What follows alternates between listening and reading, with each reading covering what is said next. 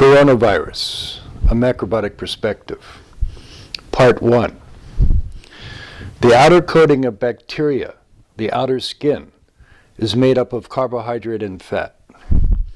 Viruses have a hard, spiky shell made up of protein. Inside is a cavity filled with genetic material known as RNA. Bacterium, on the other hand, has a soft outer coat, but is dense and solid inside. Thus, viruses are yang at the surface and yin on the inside, while bacteria are yin at the surface and yang at the center. Antibiotics, which are yin, thus act on bacteria by neutralizing their yang inner core. However, antibiotics have no effect on the yin central core of the virus. The novel coronavirus is covered with spikes, known as glycoprotein S. You've all seen the images. COVID-19 resembles a World War II ocean mine. These devices were designed to sink ships. Like the virus, mines are spheres with spikes protruding from their surface. What happens if a ship touches one of these spikes? The mine explodes and tears a hole in the hull, often resulting in the sinking of the ship. The shell of the mine is made of metal and is yang, just like the shell of the virus. Inside the mine is nitrogen explosive, highly yin, similar to the RNA at the center of the virus. If the S protein spikes come into contact with receptors on the surface of a human cell, something like an explosion happens, similar to an exploding mine.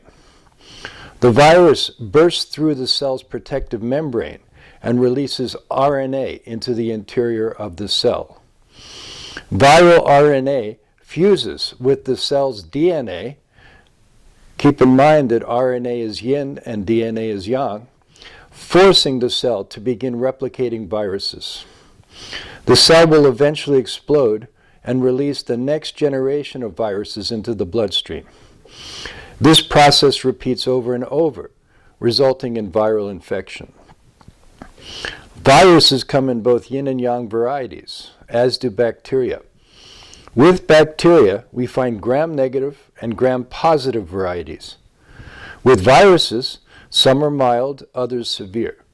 Some affect the upper respiratory passages, others the lower respiratory tract. Where then, on the yin-yang spectrum of viruses, is COVID-19? What are the factors that can help us determine whether the virus is yin or yang? The novel coronavirus is carried through the air and inhaled. The respiratory system is at the front line of the body's response to the virus. Like everything else, the respiratory system is divided into two, an upper and lower section. The upper respiratory tract is yin. It includes the nasal passages and throat, as well as the trachea and bronchi. The lungs are positioned lower and deeper and are thus yang. The tiny air sacs, or alveoli, are the most yang or compacted. Bronchitis affects the bronchial tubes, which are part of the upper respiratory tract. It is therefore yin. Pneumonia affects the inner regions of the lung, including the air sacs deep inside. It is comparatively yang.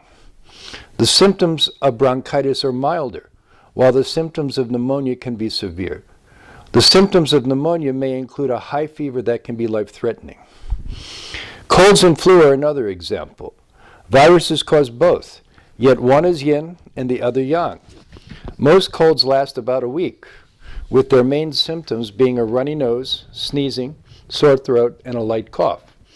Colds affect the upper respiratory tract and are generally mild. The flu, on the other hand, is more severe. It includes fever and a dry cough. The virus that causes COVID-19 is generally mild, often producing no symptoms, but in certain individuals it can cause serious complications. It has the potential to go deep within the lungs and cause respiratory failure. It can also attack the heart. These symptoms are strongly yang. The novel coronavirus is zoonotic, meaning that it originates in animals and jumps to humans. The animals that are suspected, bats, civet cats, which is a type of raccoon, and pangolins, or spiny anteaters, share certain peculiarities. All are carnivores. Bats eat insects, civet cats eat small mammals, and pangolins consume ants. Their diets are strongly young. At the same time, however, these creatures are nocturnal. The combination of a carnivorous diet and nocturnal lifestyle may provide the ideal breeding ground for viruses. Sunlight, a more yang factor, weakens and kills yin viruses. Sunlight also strengthens the immune response. Bats, who live mostly in darkness, enjoy no such benefits. Lack of sun promotes the growth of viruses while also weakening the immune response of the animal. Most likely over time, bats developed immunity to the viruses that developed within their bodies. Humans, however, may or may not be able to resist such viruses. It is worth noting that all three of the creatures are eaten in China as food, and that may help explain COVID-19's jump from animal to human. Although the virus is transmitted through the air, it is also transferred through the digestive tract. A surprising number of cases in Wuhan, where the virus is believed to have originated, first presented with digestive symptoms, the main one being diarrhea. Not only is diet a possible route for the transfer of novel viruses from animal to human, it is also a crucial factor in our ability to resist infection. Those with healthy immune systems generally show mild or no symptoms. In a small minority of cases, however, symptoms can be severe, life-threatening, and even fatal.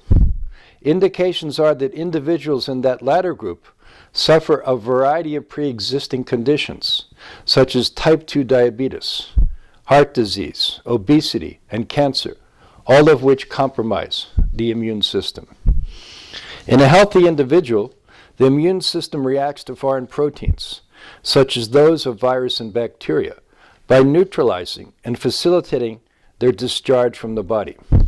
The immune response is sensitive, reactive, and highly efficient. It is also highly specific and adaptable, changing to meet the changing needs of the individual. It is not fixed or static, but dynamic and active. It is also strengthened or weakened by what the individual does on a daily basis. For example, by diet, activity, and exposure to immune-boosting sunlight, or exposure to immune-reducing stressors, such as glyphosate, 5G radiation, and environmental toxins. Between 70 and 80% of the body's immune cells are located in the digestive tract.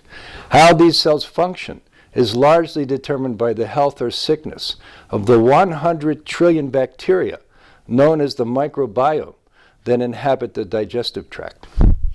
The health of this internal ecosystem is determined by diet. These bacteria work closely with the intestinal immune cells and vice versa. So-called beneficial bacteria aid the immune response, while harmful bacteria weaken or confuse it.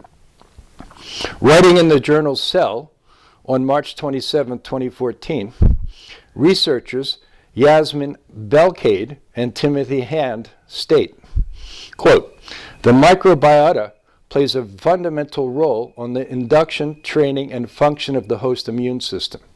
In return, the immune system has largely evolved as a means to maintain the symbiotic relationship of the host with these highly diverse and evolving microbes. When operating optimally, this immune system microbiota alliance allows the induction of protective responses to pathogens and the maintenance of regulatory pathways involved in the maintenance of tolerance to innocuous antigens," end quote. Yin extremes such as antibiotics, sugar, food additives, glyphosate, drugs, and medications weaken the microbiome and the immune response. These extremes lead to a condition of immune deficiency. Persons who are obese, diabetic, or who are on medication are at greater risk for this condition.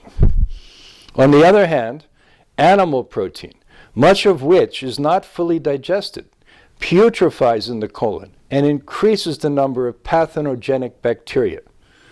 Partially digested fragments of animal protein also enter the bloodstream. Each of these effects triggers nonstop immune responses, which are yang, resulting in chronic inflammation. Individuals in either condition, inadequate or underactive immunity, which is yin, or hyperactive immunity, yang, are at risk for the serious complications of COVID-19. Underactive immunity allows the virus to operate unopposed and to penetrate deeply into the body's organs, infect cells, and overwhelm the organ's ability to function. Overactive immunity produces what is called a cytokine storm, in which immune cells attack and destroy vital organs such as the lung or heart. How can we avoid these extremes and develop healthy natural immunity? The answer is simple. The whole grains, beans, vegetables, sea vegetables, seeds, nuts, and seasonal fruits, and a plant-based macrobiotic diet strengthen the microbiome and the immune response. A plant-rich diet includes a great deal of prebiotic fiber, which serves as nourishment for beneficial bacteria. At the same time, a plant-based macrobiotic diet includes plenty of probiotic-rich foods that support and augment beneficial bacteria in the colon. These include naturally fermented foods such as miso, sauerkraut, natto, pickles, amasake, and others. The answer to COVID-19 and other viral infections will not be found in vaccines. Rigid or one-size-fits-all efforts are doomed to end in failure. They do not recognize the dynamic and infinitely mutable nature of life, including the nature of the viruses and bacteria that are a product of the natural environment. The answer lies not in vaccines, but in strengthening our natural immunity through a healthful plant-based diet, together with adequate sunshine, exercise, and a balanced natural lifestyle.